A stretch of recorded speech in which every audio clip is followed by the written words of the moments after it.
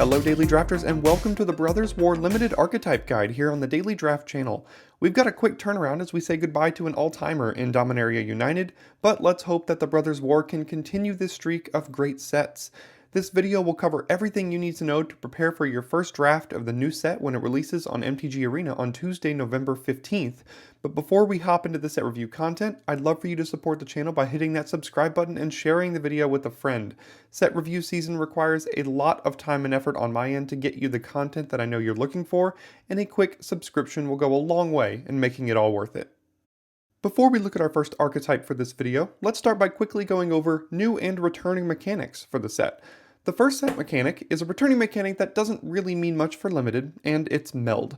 Meld allows specific pairs of cards, called Meld pairs, to combine into a single giant permanent. There are 3 Meld pairs in this set, including 2 that you see on your screen right now, with Urza Lord Protector and the Mightstone and Weakstone.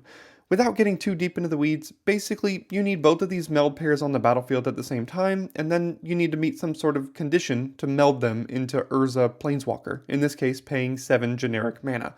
The reason this doesn't matter much for Limited is because you need to find access to both a mythic rare and a rare in your draft, draw them both, have them both on the battlefield at the same time, have 7 mana, not get blown out, and then you get your meld pair. It's really just not going to happen. Another returning mechanic in this set is Unearth. Unearth is a mechanic that allows creatures one more go at the battlefield by letting you pay some amount of mana to return this card from your graveyard to the battlefield with haste, but you must exile it at your end step or if it leaves the battlefield in any other way. It's a very aggressive mechanic because when you unearth creatures, you get them back for just 1 turn, more than likely to attack with them. These creatures usually have entered the battlefield effects or an on-attack effect, so that they can get you some sort of extra value when they return. Also, look out for sacrifice synergies with these cards, as they are great sacrifice fodder when you unearth them if you have the mana. One of our first new mechanics, although it's not technically new, is Power Stone tokens. Power Stone tokens are a new kind of predefined token similar to clues and treasures and food.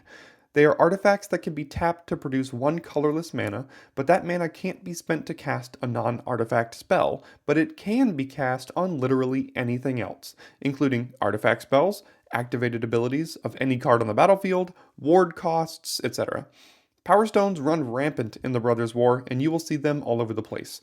These tokens will be huge players in the format, as they provide an excellent source of ramp to ensure that you have the mana to cast cards in our next and last category of new mechanics, and that is Prototype. Prototype is a new ability found on several artifact creature cards representing huge war machines in 2 different stages of development.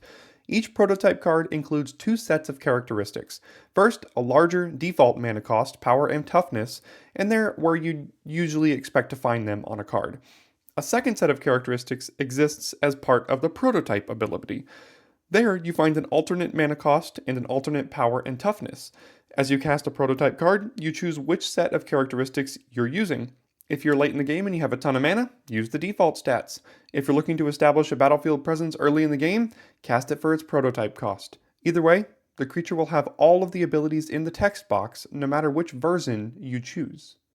The last piece of information that will be important to note before you dive into your first draft of the Brothers War is that this set includes 63 additional cards that are referred to as retro artifacts, and there is guaranteed to be one of these cards in every booster pack, both on Arena and in paper. This lot is very similar to the Mystical Archive in Strixhaven, for those of you that remember that set.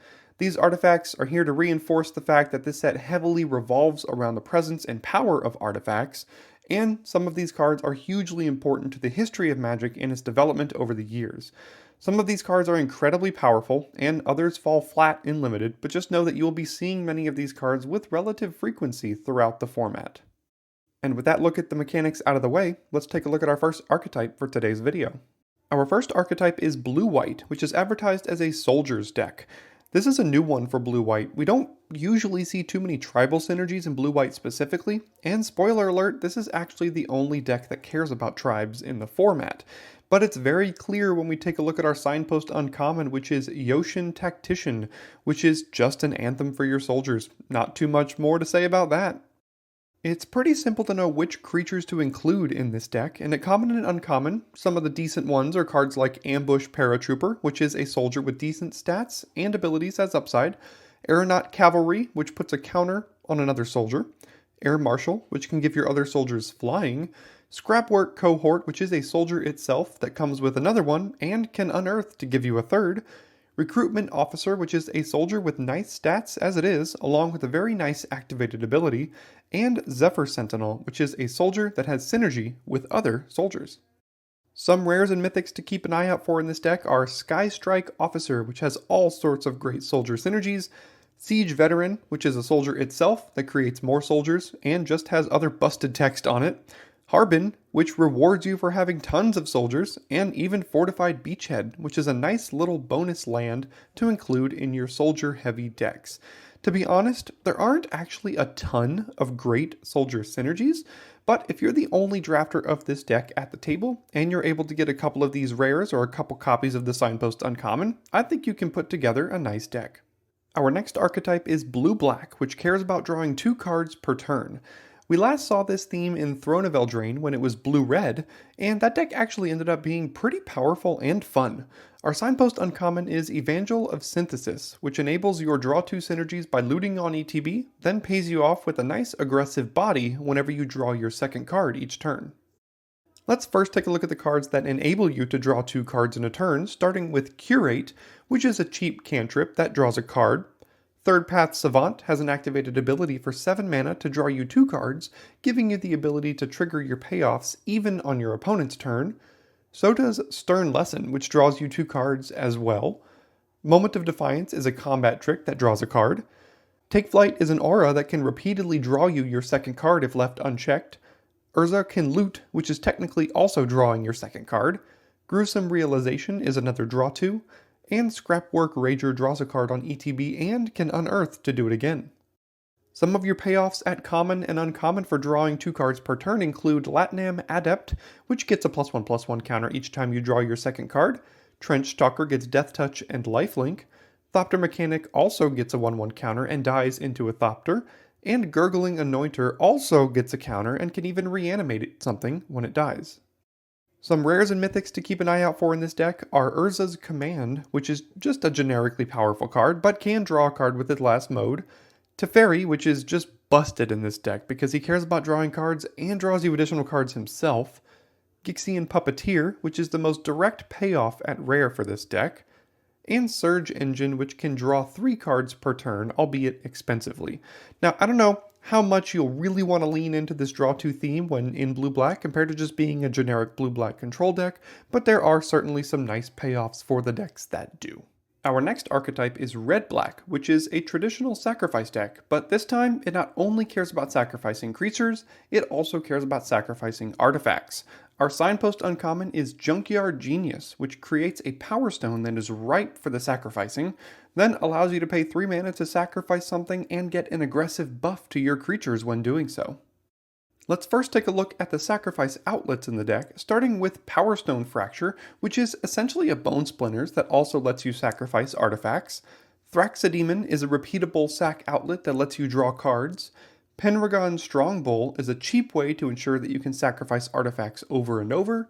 And Transmogrant Altar gives you the ability to sacrifice a creature every turn. When it comes to the sacrifice fodder, we have Emergency Weld, which makes a 1/1, but is also nice because it returns a creature from your graveyard to your hand. Gnawing Vermin is a cheap body with a death trigger. Clay Revenant is a great one for this deck because it can keep coming back to your hand. Scrapwork Mutt lets you rummage on ETB and can return itself with Unearth. Scrapwork Rager has already drawn you a card, so you may as well sacrifice it. Goblin Firebomb is a cheap artifact with flash that you can sacrifice if you really need to. Energy Refractor is also a great one because it has already drawn you a card, so you may as well sacrifice it. Mishra's Research Desk sacrifices itself to give you impulsive card draw. And don't forget about Power Stone creators like Excavation Explosion and Horned Stone Seeker because you can also sacrifice those Power Stones for value. Lastly, Sibling Rivalry might just be the key to this deck. There's always a card that steals your opponent's stuff, and this deck wants to be sacrificing things, so stealing their things and sacrificing them is an excellent game plan. A couple of payoffs for sacrificing things include cards like Goblin Blast Runner, which gets a buff and menace when you sack something, and Gixian Infiltrator, which gets a counter.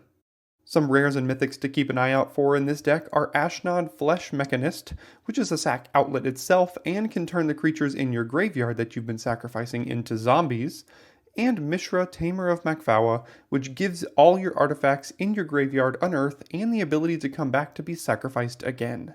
Our next archetype is Red-Green, which is advertised as a Power Stone Stompy deck. Basically just a red-green ramp deck using Power Stones to power out some big fat creatures. Our signpost uncommon is Arbalist Engineers, which makes a Power Stone itself, but if you top deck it later in the game, it can also grant one of your big creatures trample to help push through that last bit of damage. Some of the cheaper cards at common and uncommon that can help you create Power Stones are Argothian Opportunist, which creates a Power Stone on ETB. Giant Cindermaw doesn't necessarily make a Power Stone, but it's an excellent rate creature for this style of deck. Horned Stoneseeker makes a Power Stone on ETB, although you do have to sacrifice one when it dies. And Excavation Explosion is a premium removal spell that also creates a Power Stone. As far as great ramp targets, don't worry, there's plenty. At common and uncommon, a couple of good ones include Rust Goliath, which is just large and in charge, and Heavyweight Demolisher, which puts a very fast clock on your opponent. And a lot of the great ramp targets are at rare and mythic rare, and some of these cards are the cards that you should let pull you into this deck, including Sarenth Great Worm, which even makes extra Power Stones for you. Skitterbeam Battalion gives you tons of bodies and is excellent for its cost. Rootwire Amalgam is a good body that offers you tons of upside. And a card like Brotherhood's End might not be too bad in this deck if most of your ramp isn't attached to smaller creatures. Our next archetype is Green-White, which is an archetype that cares about artifacts entering the battlefield and going wide with lots of creatures. Our signpost uncommon is Yoshin Dissident, which acts on both of these axes by putting a counter on something whenever an artifact enters the battlefield. Some artifacts that would fit well into this deck to get plenty of triggers off of would be cards like Yoshin Frontliner, which is both aggressive and has Unearth, so you can get triggers twice off of just this one card. Stoned Retrieval Unit might be worth running in this deck because it creates 2 artifacts with just one card. Supply Drop is an artifact version of a combat trick that may be best in this deck. Haywire Bite is a super cheap artifact with tons of upside. And cards like Argothian Opportunist create Power Stones when they ETB. Great Desert Prospector does as well, potentially several, and Power Stone Engineer makes one when it dies. A few payoffs for artifacts entering at common and uncommon include Thopter Architect, which gives a creature flying, Phalanx Vanguard gets +1/+0, Sarenth Steelseeker is a nice little form of card draw, and Perimeter Patrol also just gets +1/+0. Some rares and mythics that might pull you into this deck include Clay Champion, which really fits absolutely best in this deck because you have access to both green and white to maximize its effect. In the Trenches, which is an anthem for your whole team and a removal spell all in one. And Teething Wormlet, which is a cheap creature that can grow every time artifacts enter and eventually gain Death Touch. Our next archetype is Black-White, and this color pair cares about creatures with mana value 3 or less. Our signpost uncommon is Hero of the Dunes, which reanimates something with mana value 3 or less when it enters the battlefield, and gives a mini anthem effect to all of your smaller creatures as well. There are dozens of cheap creatures in the format, so I won't really go too deep into all of them, but a couple of good ones at common and uncommon are Power Stone Engineer, which creates a Power Stone when it dies, and Battlefield Butcher, which could be a real clock, especially if you have a lot of cheap creatures dying and going to the graveyard. The majority of the payoffs for this deck exist at rare and mythic rare, but one of the nice ones at uncommon is No One Left Behind, which can reanimate a smaller creature for just 2 mana or get a bigger one for 5. Siege Veteran is a premium 3-drop that goes really well into any white deck. Takacia's Welcome gives you some card draw if you build around it. Misery's Shadow is another super premium cheap creature to include into this deck. And Kayla's Reconstruction can give you tons of card advantage if your deck is built right. There doesn't seem to be a ton of synergy with this specific archetype, but sometimes cheap, aggressive creatures is really all you need to get the job done. Our next archetype is Blue-Red, which is an aggro deck based around the mechanic Prowess, which is a mechanic that triggers whenever you cast a non-creature spell. Our signpost uncommon for this archetype is Third Path Iconoclast, which basically has Prowess but doesn't say it. It spits out 1/1s every time you cast a non-creature spell, which can get really out of control quickly. Some good creatures you'll want to put into your deck that have prowess and are aggressively costed include Dwarven Forge Chanter, which is a 1/3 with prowess that costs your opponent 2 life to target it, Monastery Swiftspear, which is a 1-drop, has haste, and has prowess, and Wing Commando, which is a 2/2 flyer with prowess. Now, there are obviously a bunch of non-creature spells in the format, but here are a few that I've chosen to highlight for this archetype, beginning with Bitter Reunion, which is a non-creature spell that lets you get some nice card draw and have an explosive turn later in the game by giving your team haste. Stern Lesson is an instant speed card draw spell. Mishra's Onslaught can do some serious work in a dedicated prowess aggro deck.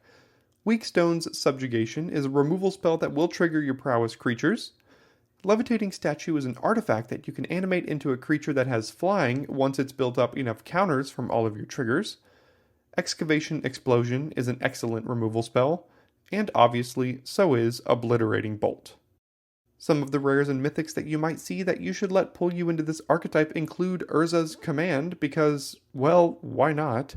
Hercule Master Wizard, which can draw you even more cards based on the types of non-creature spells that you're casting, and Felden Ronam Excavator, which doesn't necessarily have prowess synergies, but is a great aggressive 2-drop for this deck. Our next archetype is Black-Green, which cares about creature cards in your graveyard. Our signpost uncommon for this archetype is Skyfisher Spider, which can sacrifice a creature to kill another creature, and when it dies, it gains life equal to the number of creature cards in your graveyard. In order to get creatures into our yard, we're going to need to have access to some self-mill, and we do with cards like Burrowing Razormaw, which mills you for 4 when it dies. Wasteful Harvest mills 5 cards, then can return a permanent. Blanchwood Prowler mills 3, then can grab a land. And Ravenous Gigamole mills 3, and then can return a creature. Some of the nice payoffs for creatures being in your graveyard include No One Left Behind, which can reanimate creatures, Gixian Skullflayer, which can gain a counter each turn if you have enough creatures in your yard. Gnarlroot Pallbearer gives a buff on ETB based on your graveyard count. Overwhelming Remorse becomes cheaper based on your graveyard count. And Gaia's Courser can draw you cards if you meet the graveyard requirements. Some of the rares and mythics that you might see that you should let pull you into this archetype include Simian Simulacrum, which is just a great value creature in green. Fauna Shaman can keep dumping creatures into your graveyard if you really need to get that count higher. And Deathbloom Ritualist can add potentially tons of mana. Our next archetype is Red-White, and we've got classic Red-White aggro with a bit of an Unearth sub-theme. Our signpost uncommon is Falaji Vanguard, which cares about other creatures entering the battlefield and giving aggressive power boosts to a creature on your side when they do. We've seen this archetype in dozens of sets before, so I won't bore you too much with the details, but include cheap aggressive creatures like Yoshin Frontliner, which has Unearth and a very aggressive trigger, Ambush Patrol, which can pump your entire team, Conscripted Infantry, which has high power and dies into another body, Giant Cindermaw, which is just outstanding stats for its cost, Powerstone Engineer, which is a decent 2-drop that dies into a Power Stone, Scrapwork Mutt, which is some card selection attached to an unearthed body, and Rock Hunter, which is just your classic 2-mana 3/1. Back those creatures up with a couple of decent damage effects like Mishra's Onslaught, which pumps your whole team, or Excavation Explosion, which can deal 3 damage to any target, even their face. Some of the rares and mythics that you might see that you should let pull you into this archetype include Felden Ronam Excavator, because of its cheap cost, haste, and the card draw ability, and Tyrant of Care Ridges, which isn't necessarily synergistic in this deck, but I just couldn't go this whole video without talking about what I think might be the best rare in the entire set. And our last archetype in this video here today is Blue-Green, which is a deck advertised as a Power Stone ramp deck. We see Blue-Green ramp a lot, and we've seen it a lot recently, but Power Stones add a nice little twist to the theme as we take a look at our signpost uncommon, which is Battery Bearer. So this card even turns our other creatures into Power Stones and rewards us for using that extra mana on big, nasty creatures.